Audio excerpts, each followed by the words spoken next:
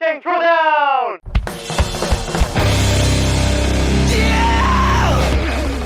Welcome to the Throwdown. This week's demo is at Freedom Point CrossFit in Miamisburg, Ohio.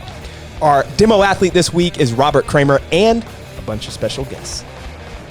We've got a 13-minute clock, 1K row buy-in, 100 wall ball buy-in, and then in the remaining time an AMRAP of 10 dumbbell thrusters and 5 burpee box shimbones.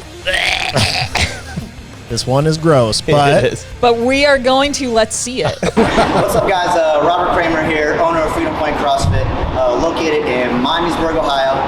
Got some friends here today. We're going to take part in the TTT Throwdown demo WOD for Saturday. Got Ethan, Troy, Aaron, Scott here. For me personally, on strategy, probably going to be like a maybe 2K row pace here on 1,000 meters, right? So I can go into those wall balls and move consistently there. For me, wall balls, I'm going to break up in 20s. I don't know what these guys are planning on doing. But I'm going to break up in sets of 20s here again, so I can get into that AMRAP and hopefully be able to still breathe and move consistently, and have about maybe a 4-minute push on that AMRAP. Right? Any thoughts here before we attack it? I'm gonna row slower than probably all of them, and try to wall ball fast because I can see myself blowing my load on this really easily. I think that's probably the best way for me to have the most time here. Start out a little more slow and consistent and build speed as we go. Thrusters are not a good movement for me because I'm tall. Well, so are you, so excuses. Look forward to throwing down for you guys. 3, 2, Excuses. 2, 1, go. No excuses allowed. No excuses, although this is one of the was hardest great. workouts that we've ever written. This workout is Barf City. This Yeah. is nasty. So Robert talks about holding a 2K row pace, and I think that's probably a little too aggressive for most people. Max, you talk about this all the time, but you reverse engineer it to think about how long is the actual workout, and this being 13-minute clock, you probably need to row at a pace that would be sustainable for 13 minutes as opposed to it being an all-out 2K. Yeah, I think it's actually probably closer to a 5K pace because the workout separation here is probably almost all going to happen on that last AMRAP part. I think for most people, 3:45 to 4 minutes-ish for guys rowing, and then another 30 seconds or so for girls. Then the wall balls, I don't know, maybe people can do like 20 to 25 a minute, so like 4 to 5 minutes. So you're looking at like 8-ish minutes to 9 minutes of just the work that leads into the AMRAP.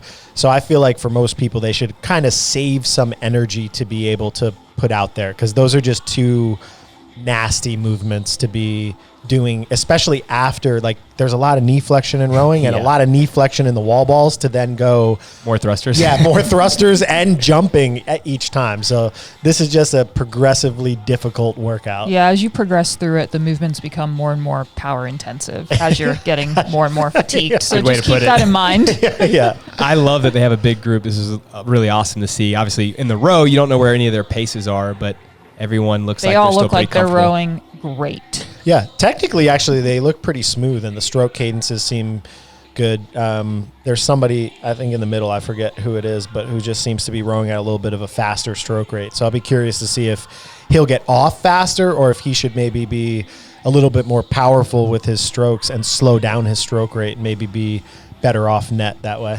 I found that it can go both ways, kind of depending on the athlete. Yeah. Like some people just feel better with that quicker stroke rate. Maybe his damper's lower, but you know. Yeah, I've talked to a lot of athletes. Jake Berman comes to mind where he actually likes a really fast stroke rate with a lower damper, and he can just sustain that for long periods of time. He's done a lot of like 60 and 90-minute work, whereas maybe Max, someone like you, is probably a little bit slower stroke rate, more powerful. You're a little bit heavier. So it does depend on the athlete, how long you are. Called you Robert's out. tall.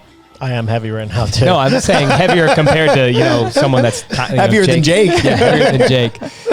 So it does depend on, your size, your limb length, all of that. As just for people watching right now, I think like effort on this should be such that like when whatever pace you pick, when it finishes, you get off and you could basically immediately start wall balls. So like this might be a good thing to help have people, if you're not a big data person, you don't know your 5K or 2K, is to almost do this by like effort, like a 8 out of 10 effort. You don't really want to be struggling and suffering this early in the workout on this component of it. I think that would be a huge mistake for people to make, to just do this row too fast. For sure. If you can put the handle down, turn around, pick up the ball, and at least do a set of 10 with basically no rest, just that transition.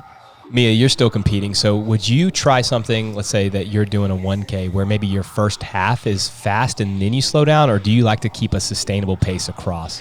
It would depend on the workout. For this workout, I don't think I would start fast. There's just not much to be gained on the row at all. And if you even do gain 10 seconds across the full row, the effort that takes versus going 10 seconds slower, right? You could lose that in the wall balls, and then not to mention in the dumbbell thrusters and burpee box jump overs. Those movements can one break there is your 10 seconds. Not even breaking if you just burpee box jump over slow. Like you can add 3 seconds a rep very easily. That's such a good point. I know everyone's on wall balls now except for the lady at the end. But the one thing that to point out, when you're rowing for meters, it's almost never a good idea to go really hard on it, especially if it's like the buy-in portion. Whereas if it's rounds for time with calories, maybe you do go a little bit faster because you can tick away those calories faster. Yeah, so all of their row times were basically between 3:40 and 4 minutes. All the men's row times were there. And then she is on the wall balls now. I missed the exact time, but about 4:15-ish, so like 30 seconds slower. So that gives you some sort of an indication. I think almost every athlete in the RX elite category is probably going to be finishing around those times, unless you're an extreme outlier where you're really great at rowing and you're big, or where you're like really small and just not as good on the rower. But again, very little separation there. So that one is more just managing effort, I think. Yeah, and I'll just reiterate this one more time before we talk about the wall balls. Let's say that you can hold a 3:40 row pace in the 1K and still be okay, but a 4 minutes going to make you feel great. That 20 seconds, you can gain that in the wall balls before you even get to the 10 thrusters and 5 burpee box jump overs. So this is really one that you can go a lot slower than you think on the row, and then just pick up your pace when you get to the wall balls. Rob, when he was doing his strategy, said 10s, and I know like with 5 people going and us talking, I haven't really like paid super close attention. I think 10s is probably a good strategy. Do you think that it makes sense for people to go bigger there? 5 sets of 20 or somebody? I know there's probably somebody who's elite that's like, I'll do 50, 30, 20 and break them that way. Yeah, Travis, I don't think you could talk him out of doing big sets because he's just comfortable with them, and he's really good. I mean, he's elite level at wall balls, but for most people, even high level athletes, I love breaking wall balls because it's a really fast break, and when you have something like a thruster after it, that's what matters most. You have to be able to move fast in the thrusters and the burpee box jump overs. So I don't refer to myself as elite much, but I think a wall ball to a 9-foot target, I would put myself in that category because the ball goes like 6 inches out of my hands, if that. Mia's touching the target. So basically, and you're I not would elite. still probably break this, like maybe not 10s right away, but 15s and then go to 10s and just kind of let the ball hit the ground and then just pick it right back up within 3 seconds. Yeah. And I feel like that makes a big difference over a big set like this. And it makes a big difference because you're going into more squatting and high power jumping. So the little reprieves you give yourself over the course of 100, I think net after 13 minutes of work is going to pay off pretty big. Yeah. Like you're just giving yourself, if you take 10 breaks of 3 seconds, you're basically taking 30 extra seconds to get through that. You can make that up by being able to transition quick and do all your dumbbell thrusters unbroken, or maintain some speed on the burpee box jumps. Because I'm guessing by the time they get there, their legs are going to be smashed, and those burpee box jumps are going to be very, very slow, like 6 to 10 seconds a rep, just grinding and slow pace. I love using a clock for stuff like this, where I may do like a Tabata style wall ball is deep into it. How can you tell when you're staring at the wall? Well, I mean, you got your clock right there. So I would do, like 20 seconds on, 10 seconds off, or maybe even 20 on, 5 off for the first 40, and then go to 10 seconds. What do you think an alien would think if they walked in right now and saw this? What are these people doing? Why throw a ball to a wall?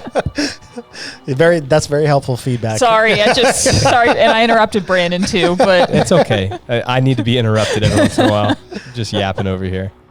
They all still look really good, by the way. I think that everyone broke this up correctly. The breaks have been like 5 to 10 seconds, other than I think Ethan's a little bit longer on this one.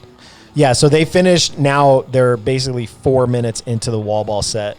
I would expect probably like somewhere between 4 and 5 minutes would probably be where most people would finish this. Like 20 wall balls per minute average, or 25 wall balls per minute average. 32 is kind of going unbroken. Yep. So I think that just plans that you have like 1 or 2 breaks in there. That would be about the time that you finish. And here's our He's first off. finisher. Well, 8-12. Troy's already And off. now you down get there to at do the a end. way I missed harder that. wall ball.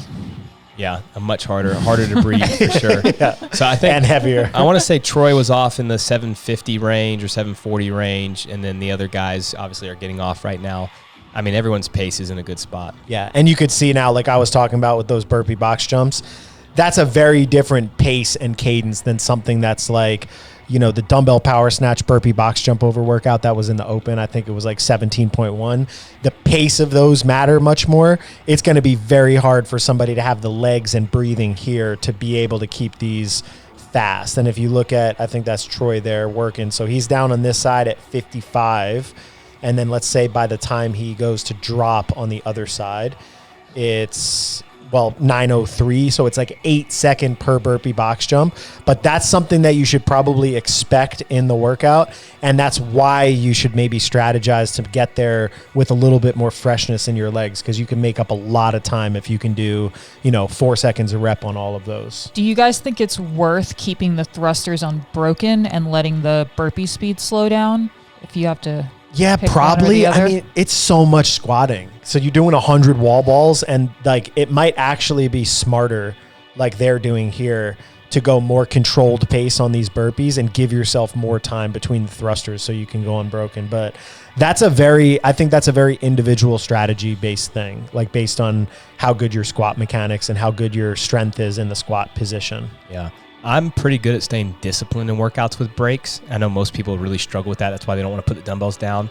But watching them, I may try, let's say this was a qualifier and I knew I could retest, doing 5-5 on the thrusters and then trying to keep like 4 seconds a rep on the burpees, because I know that I'm cutting their burpee time in half. And like a 5 with maybe a 10-second break 5. If I lose 10 seconds on the thrusters, but I'm gaining 20 seconds on the burpees, I have a net gain of 10 seconds per round. Yeah, and by breaking the thrusters, it might keep your heart rate a little bit lower and keep your legs a little bit more fresh to jump. But I mean, no matter what, this is just a tough for combo. sure. Like Yeah. this is a type of workout that when you strategize for mentally, part of your strategy needs to be embracing and accepting that by the time you get into this part in the workout, it's going to be a grind. Like there's no way I think to strategize around this hurting. Yeah, no. It's very challenging. We're talking about all these are you perfect pacing plans. Are you two team dumbbell thruster or barbell thruster? Because I feel like athletes go one way or the other, and they think one is significantly easier. Barbell's way easier. I would much rather agree. use the dumbbells. I don't Really? I don't Yeah. relate to that at all. Well, I think for me, it's partially my front rack mobility is not as good, and I'm thicker. So if I can turn my hands out like this, I can breathe. It's harder for me to breathe with the dumbbells. Really? If I get them in the right spot in my shoulder, it feels pretty easy. That's probably what you do every time. But a lot of times I feel like maybe it gets me forward too much, and then I hold my breath in the bottom. I feel like I have no right spot. You're just Like, wiggling them I should- around. Yeah. So yesterday but- I was doing dumbbell front rack box step ups, and I had them on top of my traps. Everyone can imagine this, right? And one of them slid off my trap no. while I was holding it with it hanging on my back. All right, back to the Back to the Anyways. workout. We went on an alien tangent, and we went on a Brandon workout tangent. And we got about a minute now, minute 15 to finish. Again, this type of workout, I'm not really sure there's going to be a big sprint finish. There might be like you get to the burpee box jumps and you know you have a set amount of time and you can sprint. But Yeah, but you still got to get your feet up. yeah, that's Yeah. true. Part of it. Yeah. It's a pay attention to your sprint finish if So you're on the burpees. Just maybe pay attention to your timing, knowing where the 13-minute mark is. Yeah. But probably not going to have like a gear to sprint in the end of the workout. Maybe somebody will surprise us though. yeah, someone always does. They're doing a great job. I know it looks like these are slow burpee box jump overs, but when everyone does this workout, you'll also feel that way. I think their pacing has been pretty good. Who wrote this workout? I'm not sure. Yeah, we got to find that Yeah, out. we got to It find wasn't them. me. I know it's probably going to end up being me. I'm like, this workout sucks. It's so hard. All All right, so 20 seconds left. I don't know how many rounds we are now into this 1 dumbbell million. thrusters, but Is this Rob in the front? No, he's in the middle, and he just looked at the clock before he picked him up, so he knows where he is. I think he's going to try to get over there. Who's in the front right here? Because he definitely picks up his pace. That's Ethan. Oh, okay. Ethan is definitely squatting faster here. But again, this is, I think, the extent nice job. of a kick, basically. Ooh, solid. He jumped over all the way box. over. Let's go. Let's go. Great job, everyone. All right, there it is. This is probably TTT's toughest throwdown. Enjoy. Toughest throwdown. TTT. We need one more T. It's a wrap, you know what I'm saying? Your boy Project Pata in this thing, man. Hey, look, man, thank y'all for watching Training Think Tank's YouTube channel. Y'all hit that motherfucking subscribe button, you know what I'm saying? So y'all go ahead, man. Thank y'all for watching the channel, you know what I'm saying? Hit that motherfucking subscribe button. Let it be known what it be known, what it be known, you know what I'm saying? Pata.